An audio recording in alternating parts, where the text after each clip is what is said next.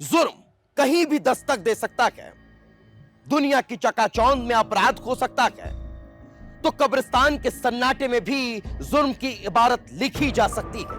अगली जो खबर मैं आपको बताने जा रहा हूं वो आपके होश उड़ा देगी। जहां जिंदा इंसान तो छोड़िए, कब्र में दफन लाशें भी महफूज नहीं है। यह खबर आपके होश उड़ाने वाली है। देख लीजिए रिपोर्ट। जुर्म की एक अनसुनी वारदात, रात के अंधेरे में कब्रों से छेड़छाड़।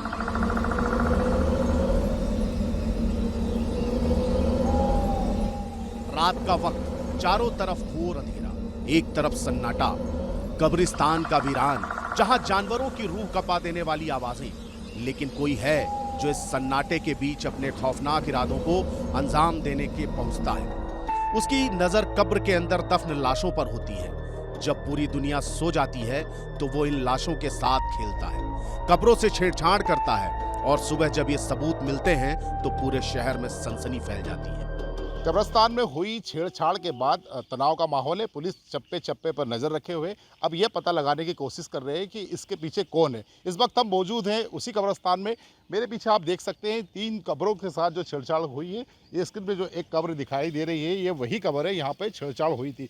जब परिवार के लोग यहाँ पहुँचे, उन्होंने रीति रिवाज से इसको सही कर दिया, लेकिन कहीं ना कहीं एक सवाल इसके पीछे खड़ा हो गया है कि आखिरकार वो कौन लोग हैं जो कब्रों में साथ छेड़छाड़ कर रहे हैं और कब्रिस्तान पहुंच रहे हैं। खंडवा के बड़ा कब्रिस्तान में जुर्म का अगली ही कहानी लिखी जा रही है। एक साथ 3 कब्रों से छेड़छाड़ हुई है। खास बात यह है कि ये तीनों कब्र महिलाओं की है, जिन्हें हाल फिलहाल ही दफनाया गया है। कोई 3 दिन पुरानी है तो कोई किसी को महज 4 दिन ही हुए। सभी कब्रों को पैरों की तरफ से फर्शी हटाकर खोला गया था। शव पर डले कफन की अस्त व्यस्त मिला और चटाई से भी छेड़छाड़ की गई है। सबसे पहले ये जानकारी कब्र खोदने वाले और चौकीदार अब्दुल रहमान को पता चली, जिसके बाद उसने पुलिस को इत्तला की। किसी असामाजिक तत्वों ने रात के अंधेरे में जो ताजी अभी 3-4 दिन पुरानी कब्रें है ताजी, उसको पैरों के तरफ से खोल दिया। यानी एक कब्र खोलते तो चलो ठीक है, मगर 3 कब्रों इकट्ठी खोल दिया। जब मैं सुबह परिजन कब्र पे पहुंचे तो परिजन ने मुझे सूचना दी कि भैया ऐसा ऐसा हो गया। तो मैंने एक कब्र को सुधारा, तो फिर मैंने सोचा कि चलो और कब्र को बोल देता हूँ। तो और मैंने जब दूसरी कब्र में यहाँ जाके देखा, लेडीज़ों की तीनों, तो तीनों लेडीज़ों की कब्रें यहाँ खुली हुई पड़ी थी। इधर हर कोई सहमा हुआ है। कब्रिस्तान की फिजाओं में अलग अलग तरह की बातें तैर रही हैं। कई तरह के सवाल जहन में उठ रहे हैं। जिस तरह से सिर्फ महिलाओं की कब्र से छेड़छाड़ हुई है, वो गलत हरकत की तरफ इशारा कर रही है, तो कोई इसे तांत्रिक क्रिया के लिए छेड़छाड़ मान रहा है। हमें ऐसा लगता, आभास होता है इस चीज़ का, मतलब कहीं ना कहीं कोई जादू टोना करने वाला हो, कोई तांत्रिक विधि करने वाला हो, कोई व्यक्ति ऐसा काम कर रहा हो जो मतलब कब्र को हटा के इस तरह से पैर के पास से फर्शी हटा रहा है, वो पैर के पास से जा रहा है, मतलब और कफन हटा रहा है, मतलब वो कहीं ना कहीं तांत्रिक विधि का।